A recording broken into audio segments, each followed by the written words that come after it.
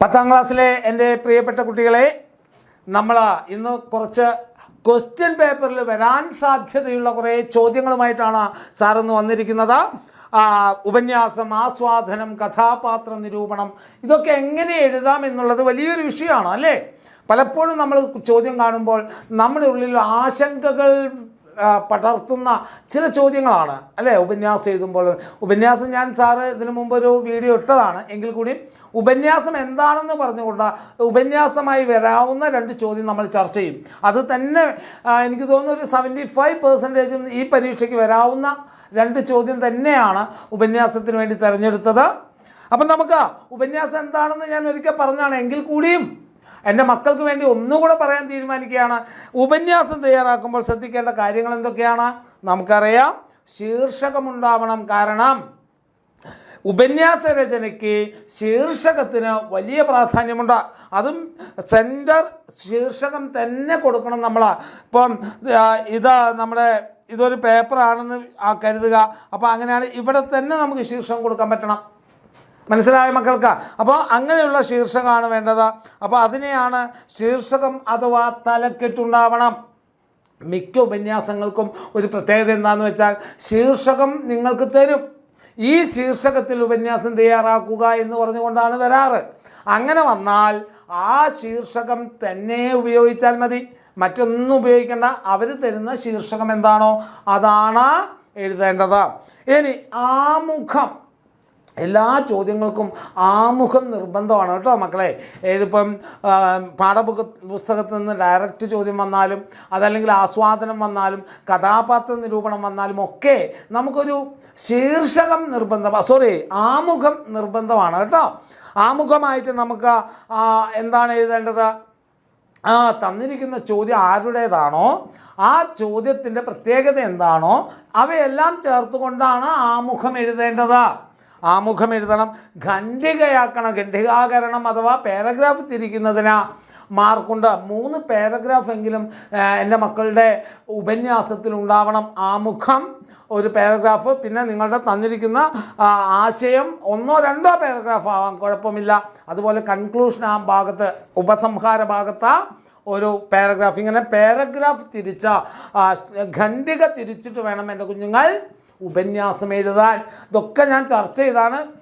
ഒന്നുകൂടെ എൻ്റെ മക്കൾക്ക് പരീക്ഷയാണല്ലോ വരുന്നത് അല്ലേ, ക്രിസ്മസ് പരീക്ഷയാണ് വരുന്നത്. അപ്പോൾ എൻ്റെ കുഞ്ഞുങ്ങൾ കുറേ കൂടെ ആഴത്തിൽ പഠിക്കട്ടെ എന്ന് കരുതിയത് കൊണ്ട് മാത്രമാണ് ഒന്നുകൂടെ ആവർത്തനം നടത്താൻ ഞാൻ തീരുമാനിച്ചത്. പിന്നെ ആശയ വ്യക്തത ഉണ്ടാവണം എന്നുള്ളതാണ്. നമ്മൾ പറയാൻ പോകുന്ന ആശയം എന്താണോ അതിനനുസരിച്ചുള്ള ഭാഷ ഉപയോഗിച്ചുകൊണ്ട് ആ ആശയം വ്യക്തമാക്കി കൊടുക്കാൻ നമുക്ക് സാധിക്കണം. അങ്ങനെ ആക്കുമ്പോഴാണ് അത് കൃത്യമായ ആശയമായി മാറുന്നത്. ഇനി ഉപസംഹാരം ഉണ്ടാവണം. ഇതാണ് ഉപസംഹാരം, കൺക്ലൂഷൻ. മക്കൾക്കറിയാം. ഇതാണ് ഉപന്യാസം എഴുതുമ്പോൾ നമ്മൾ ശ്രദ്ധിക്കേണ്ട 5 പോയിന്റ്. ഈ 5 പോയിന്റ് എൻ്റെ മക്കൾ മനസ്സിൽ കരുതി വെക്കണം. കാരണം ഇത് ഇന്ന് മാത്രമോ അല്ലെങ്കിൽ ഈ പരീക്ഷയ്ക്ക് മാത്രമോ ഉള്ളതല്ല.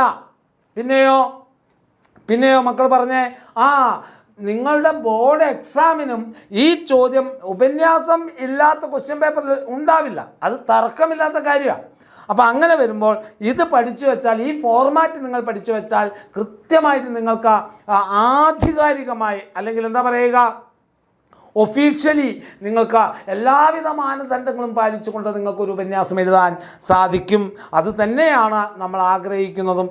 ഇനി നോക്കൂ, നിങ്ങൾക്ക് സാധ്യതയുള്ള ഒരു ചോദ്യം ഞാൻ വായിക്കുകയാണ്. ചിലപ്പോൾ കടലാസ് പൊതികൾ കിടക്കുന്നത് കാണാം.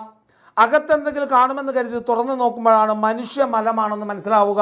അക്കർമാശി എന്താണെന്ന് എൻ്റെ കുഞ്ഞുങ്ങൾക്കറിയാം, നമ്മൾ എടുത്തതാണ്. ശരൺകുമാർ ലിംബാളെ എന്ന മഹാരാഷ്ട്ര സ്വദേശിയുടെ അല്ലെങ്കിൽ മറാത്തി ആത്മകഥയാണ് അക്കർമാശി എന്ന് പറയുന്നത്. അക്കർമാശി എന്ന് പറയുന്ന ഭാഗത്തിൻ്റെ ആ നോവലിലെ ഒരു ഭാഗമാണ് നമുക്ക് പഠിക്കാനുണ്ടായിരുന്ന അക്കർമാശി. അർദ്ധജാതി എന്നാണ് പേര്. ഇതിൻ്റെ അർത്ഥം എന്ന് നിങ്ങൾക്കറിയാം. കുട്ടിക്കാലത്ത് മുത്തശ്ശിയുടെയും കുമാർ മാമയോടൊപ്പമുള്ള ജീവിതം, ചുങ്കിയിൽ നിന്നും ചബൽഗാവിലേക്ക് പോയപ്പോൾ ഉണ്ടായ അദ്ദേഹത്തിൻ്റെ ജീവിതത്തിൽ വന്ന മാറ്റം, ചുങ്കി വീട്ടിൽ പോയിട്ട് ചുങ്കിയിലെ സ്കൂൾ എന്ന് പറയുന്നത് വീട്ടിൽ നിന്ന് സ്കൂളിലേക്ക് പോകുന്നതായിരുന്നെങ്കിൽ ചബൽഗാവിലേക്ക് എത്തിയപ്പോൾ ബോർഡിംഗ് സ്കൂളായി മാറി, ഹോസ്റ്റലിൽ നിന്നാണ് പഠിച്ചത്. അങ്ങനെയുള്ള കാര്യങ്ങൾ. അതുപോലെ താനും തൻ്റെ മുത്തശ്ശിയും ചവറ് പെറുക്കാൻ പോയത്, ആ ചവറ് പെറുക്കാൻ പോയ സമയത്തുണ്ടായ അനുഭവങ്ങൾ അല്ലേ, ആ അനുഭവങ്ങളിലൊന്നാണിത്. കടലാസ് പൊതി കാണുമ്പോൾ തുറന്നു നോക്കുമ്പോൾ അതിൽ മനുഷ്യ മലമായിരിക്കും ഉണ്ടാവുക. പിന്നെയോ നല്ല കടലാസ് കണ്ടാൽ വായിക്കാൻ എനിക്ക് താല്പര്യമാണ്. മുട്ടായി കടലാസുകൾ കാണുമ്പോൾ തൻ്റെ വായിൽ വെള്ളമൂറും. അങ്ങനെയുള്ള ഒരു ദളിതൻ്റെ ജീവിതത്തിൻ്റെ എല്ലാ സങ്കീർണതകളും വരച്ചു കാണിച്ച ഒരു പാഠഭാഗമാണ് അക്രമാശി എന്ന് പറയുന്നത്. എന്നാൽ അതിനേക്കാൾ ഉപരി അക്രമാശിയുടെ എന്ന പാഠത്തിൻ്റെ പ്രധാന പോയിന്റ് എന്ന് പറയുന്നത് എന്തായിരുന്നു? 30 രൂപ വീണ് കിട്ടിയതുമായി ബന്ധപ്പെട്ടുള്ള അദ്ദേഹത്തിൻ്റെ സത്യസന്ധതയായിരുന്നു. ഇതാണ് അക്രമാശി, നിങ്ങൾക്കറിയാം. അതിലൊരു ഭാഗമാണ് ശരൺകുമാർ ലിംബാള പറഞ്ഞിരിക്കുന്നത്. അതിലൊരു ഭാഗമാണ് ആ ചവറ് പെറുക്കാൻ പോകുമ്പോൾ ആ ചവറ് പെറുക്കുന്ന ഭാഗത്തുള്ള ഒരു ഇതാണ്. അവന് വയറ് നിറയെ ഉണ്ണാൻ വേണ്ടി ഞാൻ പഷ്ണി കിടന്നതും അവന് സ്കൂളിലേക്ക് വരക്കോലും സ്ക്രൂ പെട്ടിയും അല്ല ഇൻസ്ട്രുമെൻ്റൽ ബോക്സ് അതാണ് ഉദ്ദേശിച്ചത് വാങ്ങാൻ പൈസയില്ലാതെ ഞാൻ എൻ്റെ അരയിലെ ഏലസിനകത്ത് പണ്ടേ കിടന്നിരുന്ന പൊന്നാണയം തൂക്കി വിറ്റതും മറ്റും അവന് ഓർമ്മയുണ്ടോ എന്ന് ചോദിക്കൂ. നമുക്കറിയാം, ഞാൻ കഥാകാരനായ കഥയാണ് SK പൊറ്റക്കാട്ടിൻ്റെ അല്ലേ, ശങ്കരൻകുട്ടി പൊറ്റക്കാട്ടിൻ്റെ അനുഭവക്കുറിപ്പിൽപ്പെട്ട ഒരു കൃതിയാണ്. പാഠഭാഗമാണ് ഞാൻ കഥാകാരനായ കഥ. പട്ടിണി കിടന്നും അന്യൻ്റെ വീടുകളിൽ ജോലി ചെയ്തും സ്വന്തം മകനെ വളർത്താനും അവനൊരു ഉദ്യോഗസ്ഥനായി കാണാൻ വേണ്ടി കഷ്ടപ്പെട്ടൊരമ്മ.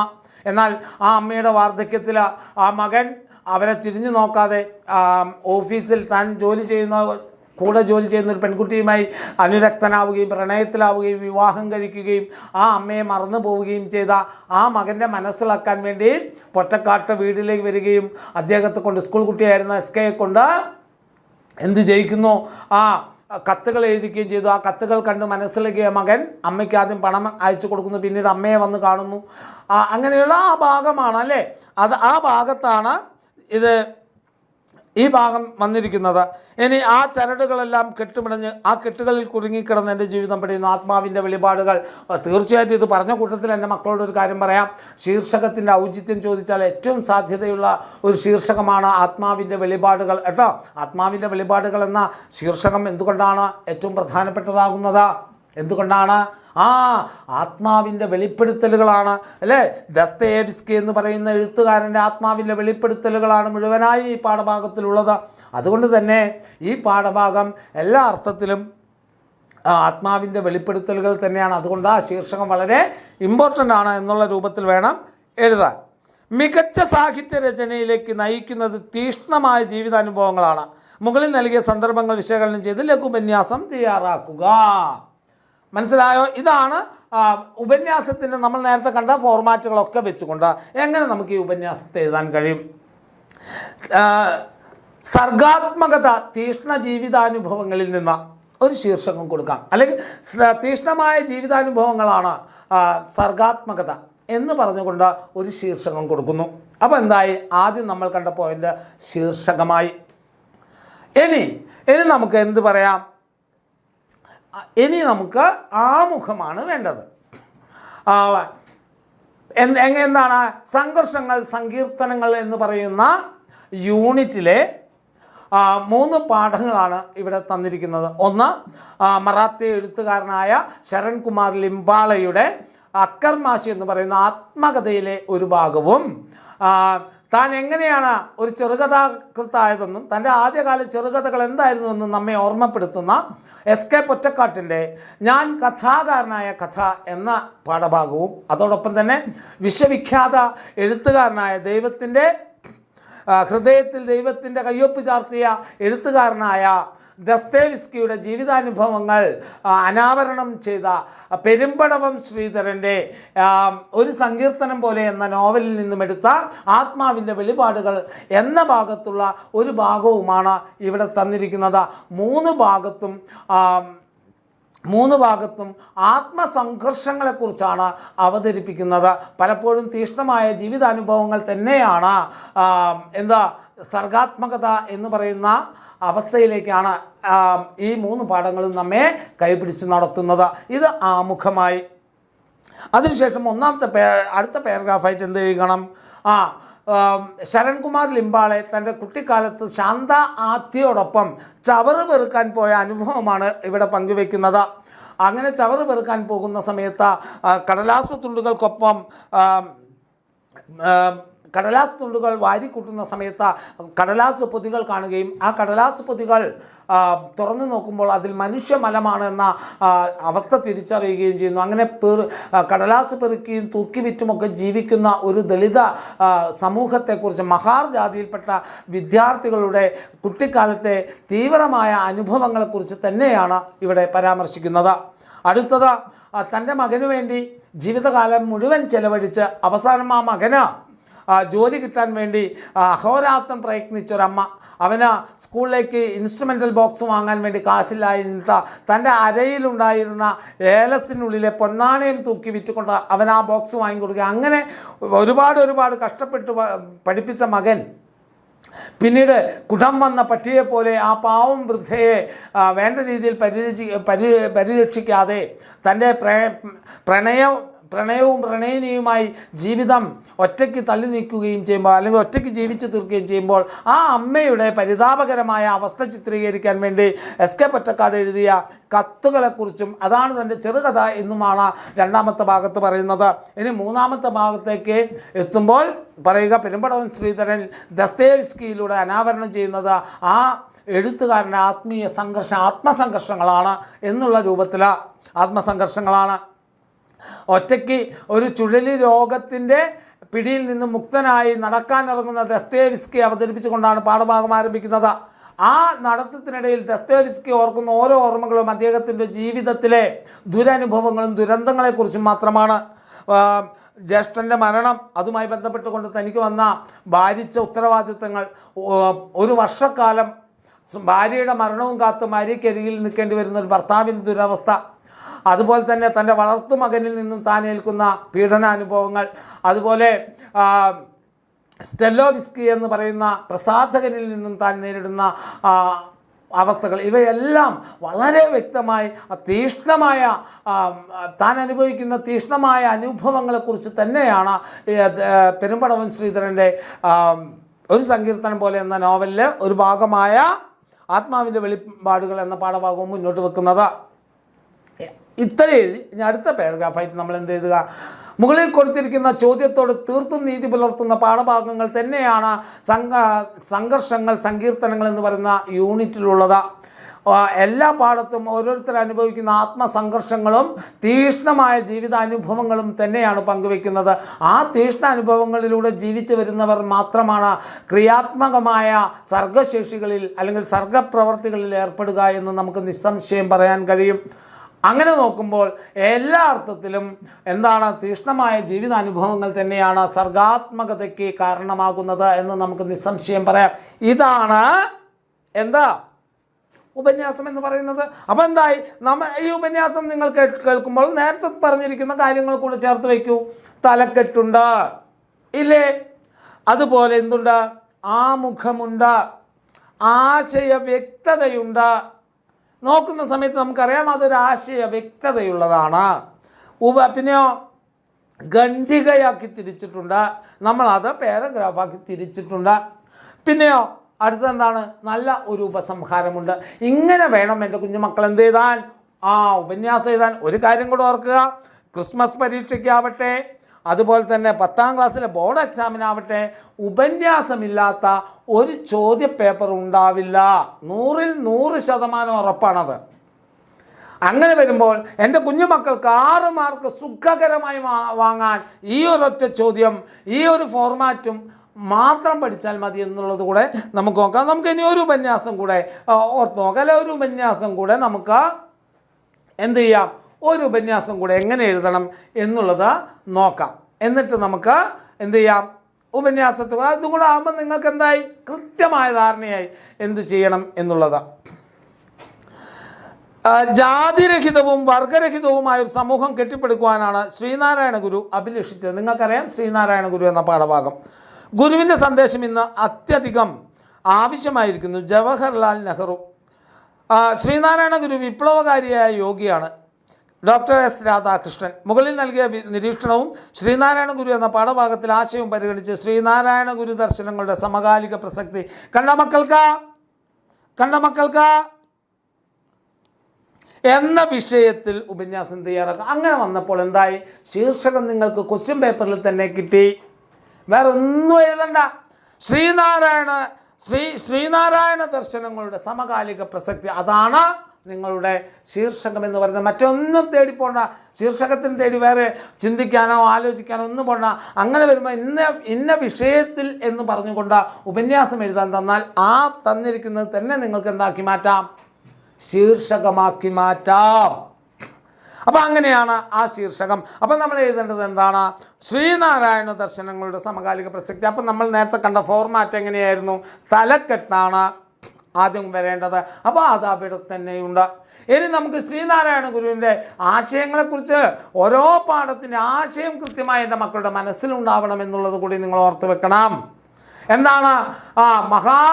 ഗ്രന്ഥങ്ങൾക്ക് എന്ന പോലെ മഹാന്മാരുടെ ജീവിതത്തിനും കാലോചിതമായ മാറ്റങ്ങൾ അനിവാര്യമാണ്. അല്ലെങ്കിൽ കാലോചിതമായി അവരെ വീണ്ടും പഠിക്കുക, ഒരു പുനർവായന നിർബന്ധമാണ് എന്നതുകൊണ്ടാണ് ഇവിടെ ശ്രീനാരായണ ഗുരുവിനെ പഠിക്കാൻ നമ്മൾ തീരുമാനിക്കുന്നത് പറഞ്ഞുകൊണ്ടാണ് കുറ്റിപ്പുഴ ആദ്യമേ അത് തുടങ്ങുന്നത്.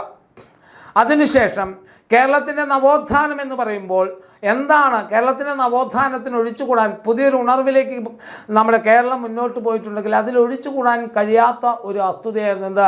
അധകൃതരായ ജനങ്ങളെ ഉയർത്തിക്കൊണ്ടുവരുന്ന പദ്ധതി, അധകൃത വർഗോദ്ധാരണം എന്ന് പറയുന്നത് അല്ലേ? അത് ചട്ടമ്പി സ്വാമികളും സ്വാമി വിവേകാനന്ദനും തുടങ്ങിയ ദയാനന്ദ സരസ്വതികളൊക്കെ ഈ ഒരു കാര്യത്തിന് വേണ്ടി തന്നെയാണ് അധകൃതരായ ജനങ്ങളെ ഉയർത്തിക്കൊണ്ടുവരിക എന്ന ലക്ഷ്യം വെച്ചുകൊണ്ട് തന്നെയാണ് പ്രവർത്തിച്ചതെങ്കിലും ശ്രീനാരായണ ഗുരുവിനെ അവരിൽ നിന്ന് വ്യത്യസ്തരാക്കുന്ന എന്താണ്? തൻ്റെ കർമ്മശക്തിയും തൻ്റെ ജ്ഞാനശക്തിയും തപശക്തിയും എല്ലാം സമൂഹത്തിന് ഉന്നമനത്തിന് വേണ്ടി മാത്രം ഉപയോഗിച്ചുകൊണ്ട് അദ്ദേഹം ഒരു കർമ്മയോഗിയായി മാറി. അതല്ലേ പ്രത്യേകത? കർമ്മയോഗിയായി അദ്ദേഹം മാറി. ഇനിയോ ജാതി പിശാചിനെ അദ്ദേഹം ഉച്ചാടനം ചെയ്തു എന്നാണ് പറയുന്നത്. ജാതി പിശാചിനെ ഉച്ചാടനം ചെയ്യുക മാത്രമല്ല, മനുഷ്യനൊരു മതമേ ഉള്ളൂ, അത് മനുഷ്യത്വമാണെന്ന് നമ്മെ പഠിപ്പിച്ച ഗുരു കൂടിയാണ് ശ്രീനാരായണ ഗുരു എന്ന് പറയുന്നത്. അദ്ദേഹം ഏതോ ഒരു ജനവിഭാഗത്തിന് വേണ്ടി മാത്രമാണ് പ്രയത്നിച്ചത് എന്ന് ചിലർ വിമർശനം പറയാറുണ്ട്. എന്നാൽ അതിന് കാരണം എന്താണ്? അദ്ദേഹം ആ കാലഘട്ടത്തിൽ ഏറ്റവും പിന്നോക്കം നിന്നിരുന്നൊരു സമുദായമായിരുന്നു അവരെ പടിപടിയായി ഉയർത്തിക്കൊണ്ടുവന്നു. ആദ്യം ആരാധനയിലേക്കും പിന്നീട് വിദ്യാഭ്യാസത്തിലേക്കും പിന്നീട് വ്യവസായത്തിലേക്കും അവരുടെ ശ്രദ്ധ തിരിച്ചു വിട്ടുകൊണ്ട് കാര്യപ്രാപ്തിയുള്ളൊരു ജനസമൂഹമായി അവരെ ഉയർത്തിക്കൊണ്ടുവരികയായിരുന്നു അദ്ദേഹം ചെയ്തത്.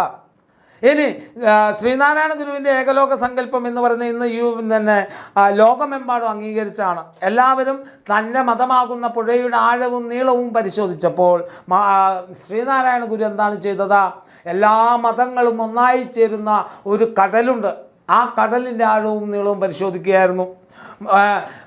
അത് തന്നെയാണ് അദ്ദേഹം പറഞ്ഞ ഒരു ശ്ലോകമുണ്ട്. ജാതിയെക്കുറിച്ചുള്ള ഒരു ശ്ലോകം നിങ്ങൾക്കറിയാം അല്ലേ? പല മതസാരവും ഏകമെന്ന ഉലകിൽ എന്നാണ് ആനയിൽ അന്തർ എന്ന പോലെ എന്ന് പറയുന്ന ഒരു ശ്ലോകമുണ്ട് അല്ലേ? ആന എന്ന ഒന്നിനെ അന്തരായ പലരും പല രീതിയിൽ വിശകലനം ചെയ്തതുപോലെ എല്ലാ മതങ്ങളുടെ സാരവും ഒന്നാണ് എന്ന സത്യം തിരിച്ചറിയാതെ പല യുക്തികൾ പറയുന്ന വിഡ്ഢികളെ നിങ്ങൾ കരുതിയിരിക്കുക എന്ന് പറഞ്ഞതിൽ നിന്നും പല മതസാരവും ഏകം, എല്ലാ മതങ്ങളുടെയും സാരം ഏകമാണ് എന്ന് പറഞ്ഞ് അദ്ദേഹത്തിൻ്റെ ആശയങ്ങൾ ഇങ്ങനെ നമ്മൾ മനസ്സിലുണ്ടാകണം. എങ്കിലേ ഉപന്യാസം എഴുതാൻ നമുക്ക് കഴിയും. അവസാനം അദ്ദേഹം പറഞ്ഞ് ഒരു പട്ടിക്ക് അതിൻ്റെ ജാതി പോലും തിരിച്ചറിയാൻ കഴിയുന്നു എന്നുള്ള യാഥാർത്ഥ്യം അത്ര പോലും മനുഷ്യന് കഴിയുന്നില്ല എന്ന് പറഞ്ഞ കാര്യങ്ങളൊക്കെ ഓർത്ത് വെച്ചുകൊണ്ട് നമുക്കിതിനെ എങ്ങനെ എഴുതാം? ആദ്യത്തെ ഇൻട്രൊഡക്ഷൻ ഇന്ത്യയുടെ പ്രഥമ പ്രധാനമന്ത്രിയായിരുന്ന ജവഹർലാൽ നെഹ്റു ശ്രീനാരായണ ഗുരുദേവനെക്കുറിച്ച് പറഞ്ഞ പരാമർശവും പരാമർശമാണ്. ജാതിരഹിതവും വർഗരഹിതവുമായ ഒരു സമൂഹം കെട്ടിപ്പടുക്കുവാനാണ് ശ്രീനാരായണ ഗുരു ശ്രമിച്ചത് എന്നത്.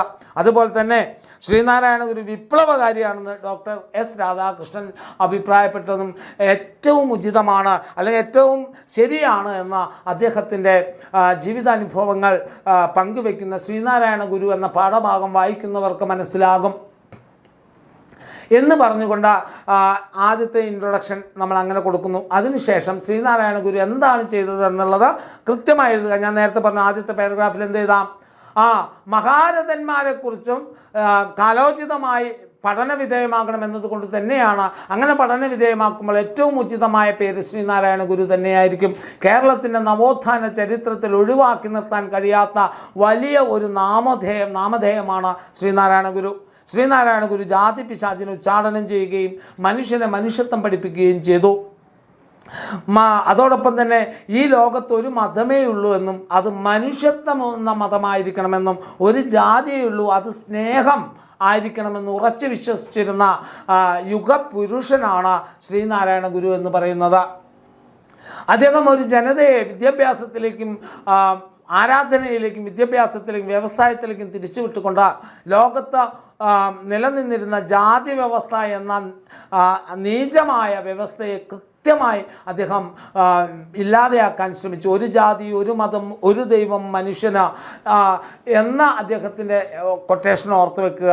അതോടൊപ്പം തന്നെ ജാതിഭേദം മതദ്വേഷം ഏതുമില്ലാതെ ഏവരും സോദരത്തേണ വാഴുന്ന മാതൃകാ രാജ്യമാണ് എന്ന് അദ്ദേഹം കേരളത്തെക്കുറിച്ച് പറഞ്ഞിട്ടുണ്ട്. ഇവിടെ ജാതിയില്ല, മതമില്ല, എല്ലാവരും മനുഷ്യരാണെന്ന പരിഗണന വെച്ചുകൊണ്ട് ജീവിക്കുന്നൊരു ജീവിതത്തെയാണ് ശ്രീനാരായണ ഗുരു മുന്നോട്ട് വെച്ചത്. അതുതന്നെയാണ് പല മതസാരവും ഒന്നാണെന്ന് തിരിച്ചറിയാതെ ആനയെ കണ്ടതുപോലെ പല യുക്തി പറയുന്ന ആളുകളെ കരുതിയിരിക്കണമെന്ന് ശ്രീനാരായണ ഗുരു പറയുന്നിടത്ത് അദ്ദേഹത്തിൻ്റെ ജാതി ചിന്ത എന്താണെന്ന് കൃത്യമായി നമുക്ക് മനസ്സിലാക്കാൻ സാധിക്കും. എല്ലാ പണ്ഡിതന്മാരും അവരവരുടെ മതത്തെക്കുറിച്ച് മാത്രം പഠിച്ചപ്പോൾ എല്ലാ മതങ്ങളും ഒന്നായി ചേരുന്ന ഒരു വിശ്വമതത്തെക്കുറിച്ചാണ് ശ്രീനാരായണ ഗുരു ചിന്തിച്ചത്. ഇങ്ങനെ ശ്രീനാരായണ ഗുരുവിൻ്റെ ആശയങ്ങളും ആദർശങ്ങളും ഒരു നവോത്ഥാന ലോകം കെട്ടിപ്പടുക്കാൻ ആവശ്യമാണ്. അവസാനം പറയുക, ജാതിയുടെയും മതത്തിൻ്റെയും പേരിൽ തമ്മിൽ കലഹിക്കുകയും ഹിംസ ചെയ്യുകയും ചെയ്യുന്ന വർത്തമാനകാലത്ത് ജാതിയുടെ പേരിൽ മാത്രം പ്രണയം ദുരഭിമാന കൊലകൾ അരങ്ങേറുന്ന നമ്മുടെ നാട്ടിൽ, ജാതിയുടെ പേരിൽ ദുരഭിമാന കൊല നടക്കുന്ന നാട്ടിൽ, ജാതിയുടെയും വംശത്തിൻ്റെയും പേരിൽ പരസ്പരം ആളുകൾ വെട്ടിമരിക്കുന്ന ഈ കാലത്തും ശ്രീനാരായണ ഗുരുദേവൻ്റെ സന്ദേശങ്ങൾ സമൂഹത്തിന് ഏറ്റവും നല്ല വഴിവിളക്കായി മാറുമെന്ന കാര്യത്തിൽ സംശയമില്ല. ഇതാണ് നിങ്ങളുടെ കൺക്ലൂഷൻ പാർട്ട് വേണ്ടത്. അപ്പോൾ നിങ്ങൾക്ക് എന്തായി ഉപന്യാസം എങ്ങനെ എഴുതണം എന്നുള്ളത് കൃത്യമായി മനസ്സിലായി എന്ന് ഞാൻ വിശ്വസിക്കുകയാണ്. അപ്പോൾ 2 ഉദാഹരണങ്ങൾ സാറ് പറഞ്ഞു. എപ്പോൾ ഏത് ചോദ്യം നിങ്ങളെ കൈ കിട്ടുമ്പോഴും സാറ് മുന്നേ പറഞ്ഞിരിക്കുന്ന ആ ഫോർമാറ്റ് ഉണ്ടല്ലോ, അത് മക്കളുടെ മനസ്സിൽ കൃത്യമായിട്ട് ഓർമ്മയിൽ ഉണ്ടായിരിക്കണം എന്ന് മാത്രമാണ് പറയാനുള്ളത്. ഇനി നമുക്ക് അടുത്ത വീഡിയോ എന്ന് പറയുന്നത് എങ്ങനെയാണ് നമുക്കൊരു ആസ്വാദനം എഴുതാമെന്നുള്ളത് അടുത്ത വീഡിയോയിൽ കാണാം. അതുവരേക്കും ബായ് മക്കളെ.